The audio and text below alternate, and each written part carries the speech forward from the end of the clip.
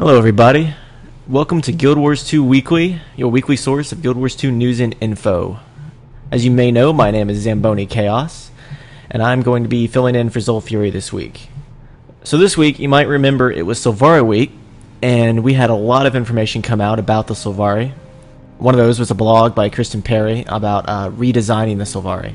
It is a bit long, but I would definitely go read it. It's got a lot of good information. I know a lot of you really are into the Sylvari, so I think you'll enjoy it. The next blog was titled The Sylvari Soul by Angel McCoy, and it dealt with the writing of the Sylvari, which is really good, and I really enjoyed reading it.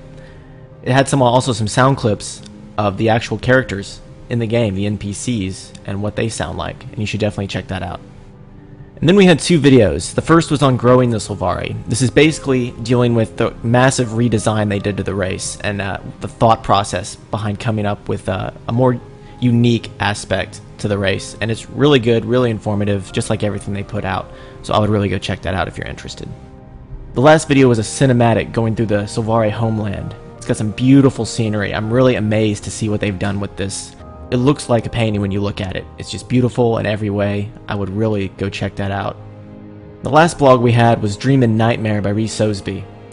This is a very, very long narrative about the Sylvari, and it's, like I said, extremely lengthy, but it pretty much has everything you need to know about the Sylvari in there, and it just gives tons of backstory and lore on the race, and I would really go check it out. And that wraps it up for the news pretty much, so we're going to move right on into the lore feature. We're going to start going through each of the Elder Dragons individually, and this week, quite appropriately, we're going to deal with the very first Elder Dragon to awaken, Primordus. Even though the Elder Dragons have no clear gender, I will be referring to Primordus as a he throughout this video. Primordus was the first of the Elder Dragons to awaken, doing so shortly after the end of Guild Wars 1. His resting place was far underground in a cavern, where he was assumed by the Asura to be a highly magical statue. Because of this, they built one of their main chambers near him. Primordus was supposed to wake in 1078 AE, which is at the end of Eye of the North. But after his champion, the Great Destroyer, was defeated, his awakening was set back by 2 generations, and he finally awoke in 1120 AE. After the rise of Primordus, his minions, the Destroyers, flooded the deeps, forcing the Asura to break from their natural home and flee to the surface. Primordus has remained underground since his awakening, taking over more and more of the depths, and forcing more and more underground races to the surface. Well, that wraps up this week's episode. I hope you enjoyed it. Again, there's links to everything that I talked about in the description below.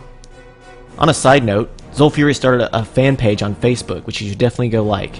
We'll be putting updates and other things and other types of content up there, so it's going to be a great place to stay up to date with the channel info. Also, be sure to tune in on Thursday, where Zolfury will be presenting his long-awaited Sylvari video. I know you guys have been looking forward to that, so be sure to tune in. Thanks a lot, guys. I'm Zamboni Chaos, and I'll see you around. Adios.